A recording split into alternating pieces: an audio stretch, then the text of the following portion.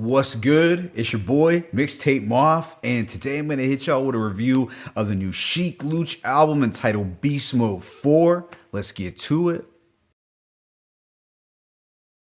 Sheek Louch is 1/3 of the legendary rap trio coming out of the YO, the Lox. Throughout the past 2 decades, Sheek Louch has proved to be one of the most underrated and underappreciated members of the crew. While Sheek Louch has his hardcore fans, most people tend to have their ears and eyes set on what Styles and Jadakiss are doing. However, Sheek Louch has rarely disappointed when it came to dropping solo albums over the years. I recall enjoying his debut album Walk With Me in 2003 quite a bit, but it was his 2005 After Taxes project that I think is my favorite Sheek Louch album, but he has been busy the past few years dropping mixtapes and albums that I can't say that I've heard, like Gorilla Ween and the first 3 Beast Mode albums. Now, this is the first D-Block solo release since their group album Living Off Experience, which dropped in late August. I think most can agree that despite some highlights, it was a pretty underwhelming album. However, I think most can also agree that it was Sheek Louch who appeared to be the hungriest and most engaging Lox member on that album. This made me make the connection to the more recent Wu-Tang albums, where you could tell which members really gave a shit and were happy to be rapping on the album. Those were the vibes that Sheek gave me on this last Lox project. So this brings us to Beast Mode 4. It contains 10 tracks lasting at around 30 minutes in length. The cover art does look a little low budget, but thankfully the songs are of better quality than the album cover. As far as the features, he has Jadakiss, Styles, Whispers, Little Fame of M.O.P., Ghostface, Tony Moxberg, Benny the Butcher, and Rags to artists. These features all make sense for a Sheek Louch or D-Block project in general. It's nothing out of the ordinary. The production here is simple yet effective.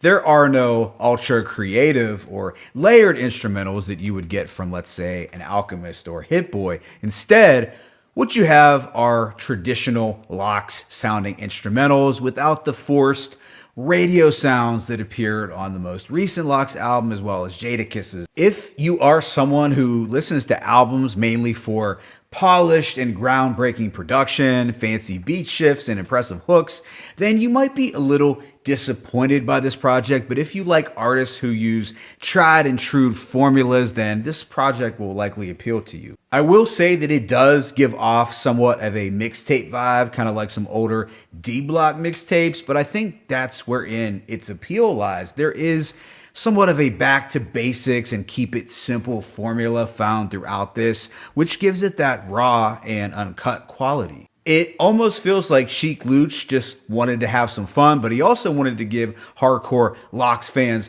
what they didn't get off Living Off Experience. But with that being said, let me hit y'all with this track by track breakdown. The first track, Helen Riots, finds Sheek Louch in his socially conscious bag. It's a lane that we rarely to ever see him in. This contains a clip of Minister Louis Farrakhan speaking in the beginning, but it's a song where Sheek Louch is addressing racism, police brutalities, and some issues that happen within the Black community. I think it's a strong opener and just something different from Sheek Louch. The instrumental has a 70s style soul loop that sounds like something that Ghostface could have rapped on in one of his more recent projects. Track 2 is St. Ides Flow, produced by DJ Unique. Yes, I believe this is the same DJ Unique that produced for Bone Thugs and Harmony. The beat pretty much samples the exact same beat Dog Pound used for their classic New York, New York from 1995, which is a really dope song from a really great classic album from the Dog Pound. So please check that out if you haven't. The title of the track is obviously channeling the St. Ides commercials that used to have rappers doing promotional songs or freestyles for the liquor. Wu-Tang instantly comes to mind when I think of these St. Ides commercials. So if you are an older head, this will likely resonate with you immediately. This is a fun hip-hop track reminiscent of the mixtape days where your favorite artist would just dumb out over a classic breakbeat or a song with a fire instrumental. We have Whispers on the hook because what would a D-Block Project B with that Whispers. I didn't necessarily love Sheek's verse, but Jada and Styles came correct as expected.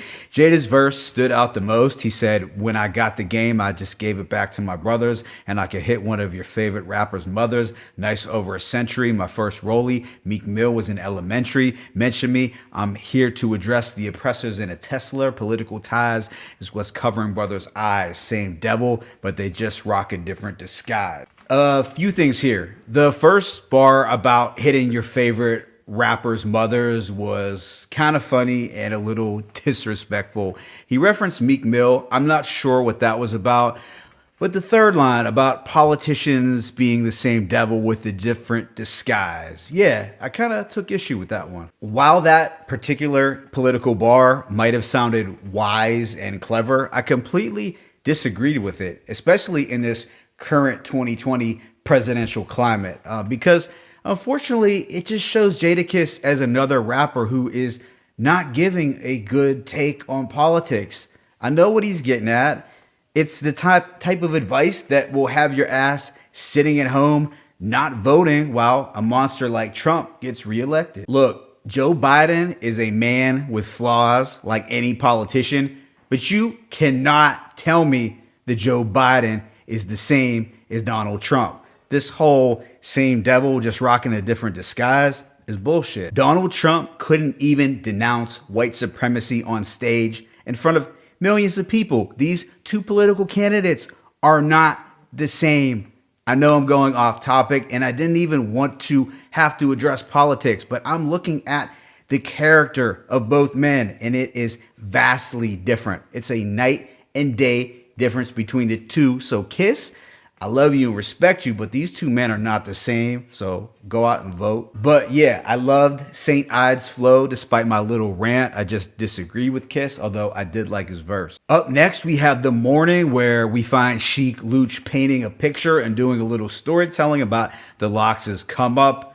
The beat sounds like your standard D-block instrumental. It's a banger, yet a little atmospheric and ghostly. He states, "Raised in the ghetto, can't escape that. Walking home, MOP in my tape deck. Beeline, get off the bus in the square. Yellow Walkman, bumping Onyx. Throw your guns in the air." So Sheek is painting a portrait of the old New York and, of course, his early to mid-90s hip-hop memories. The following track, Clear It Out, is a brief, hard-hitting track with an off-kilter instrumental. It's grimy, raw, and very fitting for hoodie season. He states, "Lox is New York. I'll wait while you debate this. Don't make me take that black mask out and start talking to myself like I'm suffering from mental health. I'm nice with a pen. They say I sound hungry again. Gorillas at the door. Let them in." This song ends abruptly with no transition into the track Onyx. This finds Sheek Louch and Little Fame of MOP paying homage to the rap group Onyx. It's another very short song at just barely over the 2-minute mark, but it's ultra grimy and is sure to give you that New York before gentrification feel. As Little Fame states, "I declare war. This that old Brooklyn like Albee Square Mall. And I'll have your fam burning candles on some Project Lobby shit. You fucking with a gun, lobbyist." So it almost takes you back to the firing squad days of MOP. I like the bell or xylophone styled instrumental. It definitely gives off a chilly late night and spooky kind of vibe. Speaking of the old New York, the following song, Angel Dust, is dripping with that type of nostalgia. On top of the classic Angel Dust sample, which I've always loved, Sheek talks about how his music is equivalent to one being high on angel dust. He also talks about the dangers of it, as he never personally dabbled himself. However, Ghostface not only talks about using it, but also selling it. He mentions buying 2 bundles off of Big L, smoking it in front of K Slay's crib, and then going to jail shortly after. While most music heads have heard this sample used before, I thought it worked here because it really captured that grimy New York City aesthetic that Sheek and Ghost were trying to create. It also made me think of the double standard that existed for the 90s generation of rappers who used angel dust. Look, I love Wu-Tang to death, but their dabbling in dust really isn't all that different from artists of this current generation using lean, and pills. I guess it just had less of a negative connotation in New York at the time. But to keep it a buck, Angel Dust is more dangerous than weed and liquor. The following song, Gcode, is an anti-snitching record. While I could appreciate the sentiment, this was my least favorite track. The production sounded like a throwaway D-Block beat, but I did enjoy how Sheek called out Tekashi for being a rat. And I guess I like the energy of the song, but the beat was a little generic. After this, we have Spirit of Griselda featuring Benny the Butcher and Rags the Artist. Now, going into this, I assumed the song title was a shout out to Griselda as a label, but rather the song is based off of the drug queen pin Griselda Blanco. The instrumental is a little bouncier and slightly club-like, but still in accordance with the New York sound. There is something about Rags the Artist hook that sounds like Jim Jones, or maybe this is just the kind of song that I could envision Jim Jones on. I didn't particularly care for the hook much at all, but I did think that Sheek and Benny both came through with fire verses. The second to last track is How We Do. This is more of a tough talking braggadocio song. The beat is pretty menacing sounding, but overall it's a banger through and through. The album ends with Paranoid. It's one of the more mellow and reflective sounding beats on the whole tape. It actually feels like production that Styles P would typically rap over. On here, Sheek questions the loyalty of people within his circle, whether they are men or women. Sheek doesn't have any room for disloyalty or any kind of betrayal. And this made me think of Cormega's infamous line, "Trust is a luxury I can't afford. Betrayal is something that I can't ignore." But I did enjoy the slower tempo of this closing song. Overall, I give this project a rating of 3.5 out of 5. I feel this album is a strong 3.5 mic project. Well, I didn't care for all the hooks. Yes, because some of them did sound dated, and I thought the production was pretty standard for a D-Block album. I did like how Sheek kept it simple and was able to deliver a raw and hardcore album for the fans. This Sheek album kind of reminds me of the Lox's The Trinity Third Sermon mixtape from 2014 that they put out right after they came out with their Forgettable Volume 1 and 2. I remember that mixtape, which wasn't available to be purchased, being way more fire than Volumes 1 and 2 on iTunes.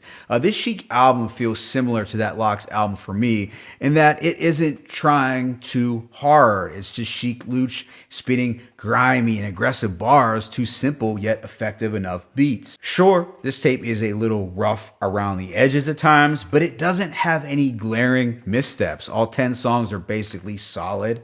And while it may lack an impressive anthem like Bout Shit or a polished introspective cut like Loyalty and Love, it is a consistent album, and it demonstrates once again how slept on Sheek Louch is as a group member. My favorite tracks include St. Ides Flow, The Morning, Onyx, Angel Dust, How We Do, and Paranoid. Let me know what you thought about this project in the comment section below. What should I check out next? It's your boy, Mixtape Moth. I'm signing out, but be sure to hit that like button and please subscribe. As always, it's peace and blessings. Sheek Louch, Beast Mode 4, 1.